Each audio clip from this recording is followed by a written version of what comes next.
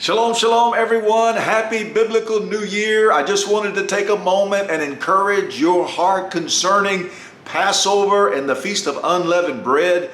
We are in the week that precedes Passover and the Feast of Unleavened Bread, also known as Hagamatzot. And this is the time to prepare. I call this prep week.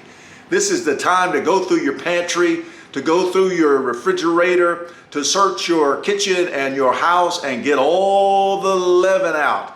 This is the season that we prepare our hearts and we prepare our homes for the Passover and the Feast of Unleavened Bread. I remember the very first Passover and Feast of Unleavened Bread that I observed.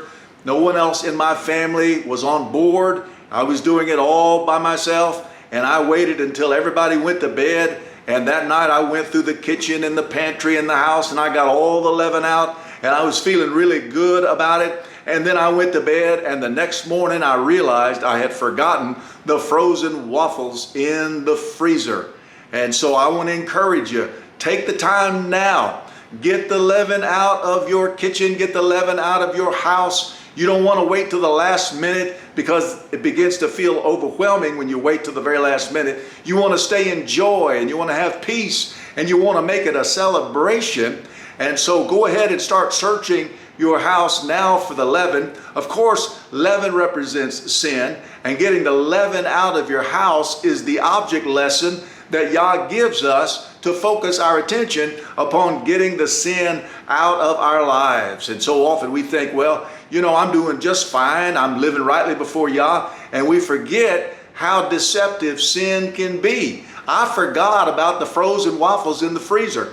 And so this is the time to look inward. This is the time to pray and to search the scripture and to search our hearts and our lives and make sure we get all the sin out of our lives. Let me give you the dates just in case you don't have them. I have my biblical calendar right here, and the Passover begins on sundown on the 13th day of the first biblical month, which correlates with March 27th.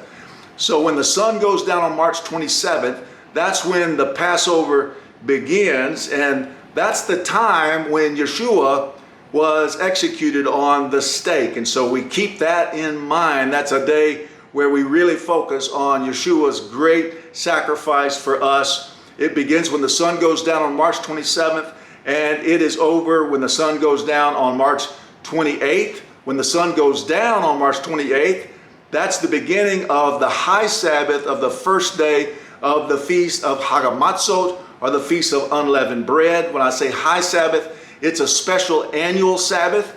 We treat it just like a weekly Sabbath, except we can cook on it. We certainly don't do any work on any of the Sabbaths. That's the first day of 7 days of eating bread without leaven in it. So that's why it's called the Feast of Unleavened Bread. We get all the leaven out of our house, and we don't eat any bread with leaven in it for 7 days. The last day of the Feast of Unleavened Bread is also a high Sabbath, or a special annual Sabbath. Again, we treat it just like a regular Sabbath, except we can cook on it. And that high Sabbath begins when the sun goes down on April the 3rd, and it is over when the sun goes down on April the 4th.